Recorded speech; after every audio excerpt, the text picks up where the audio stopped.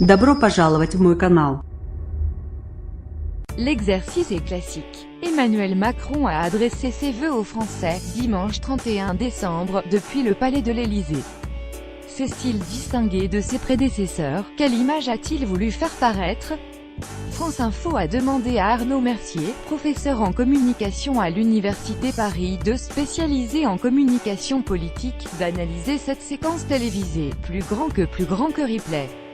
Je continuerai à faire ce pourquoi vous m'avez élu. Regardez les premiers vœux d'Emmanuel Macron aux Français. France Info. Que peut-on retenir de ces vœux? Arnaud Mercier. Leur longueur 17 minutes et 51 secondes.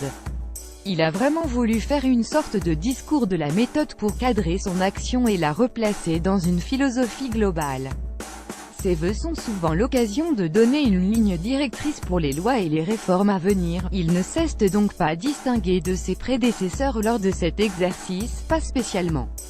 Sur le fond, c'était très classique. Il a fait un petit bilan de 2017 puis un plan de travail pour 2018. C'est un genre obligé. Il a aussi profité de ses vœux pour montrer comment son action s'inscrit dans une philosophie politique. Sur le fond, le cadre était extrêmement classique. Il avait fait monter la mayonnaise et laissé penser qu'il y aurait des différences, mais c'était un pétard mouillé. Arnaud Mercier, spécialiste en communication politique à France Info, il a choisi de s'exprimer depuis l'Élysée, dans le bureau dans lequel on l'a déjà vu lors d'une interview télévisée. Ce n'est pas inédit par rapport à sa propre communication. Certes, ça fait un petit peu moins solennel que s'il avait été dans le bureau présidentiel, mais on reste dans le palais, avec les jardins derrière. C'est très classique. Rien de très innovant donc. Si il y a eu un point intéressant, qui était inédit de mon point de vue, il s'est à un moment adressé à nos concitoyens européens. Il a appelé à la mise en place d'une concertation de l'ensemble des peuples d'Europe pour relancer le débat sur la construction européenne. Il s'est adressé aux gens des autres pays. De ce point de vue-là, il marche sur une poutre. D'un côté, il y a le classicisme, car il a cette idée de redonner du lustre à la fonction présidentielle. De l'autre, il veut incarner la rupture, la modernité, que des éléments de langage sont ressortis. On peut retenir de ses vœux l'ambition et la volonté de n'oublier personne. Il cite les salariés, les fonctionnaires, les territoires ruraux, les gendarmes. Il veut couvrir un échantillon très large de la population. Il a donc fait en sorte de n'oublier personne.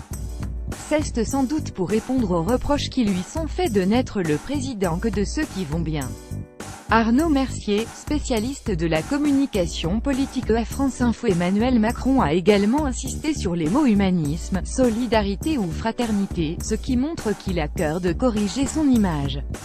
Il sait que la petite musique de l'opposition, qui le désigne comme le président des riches, a porté ses fruits. Il a voulu mettre la barre à gauche. S'il doit être le président des riches, il n'est pas que cela.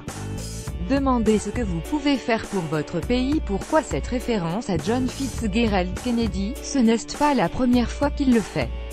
Avec cette phrase, il veut montrer que chacun a sa part de responsabilité. C'est là toute sa philosophie politique, la mise en responsabilité des gens.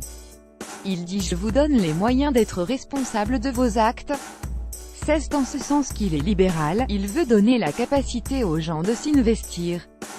Dans 3 ans, je pense qu'il dira exactement la même chose. C'est structurel chez lui.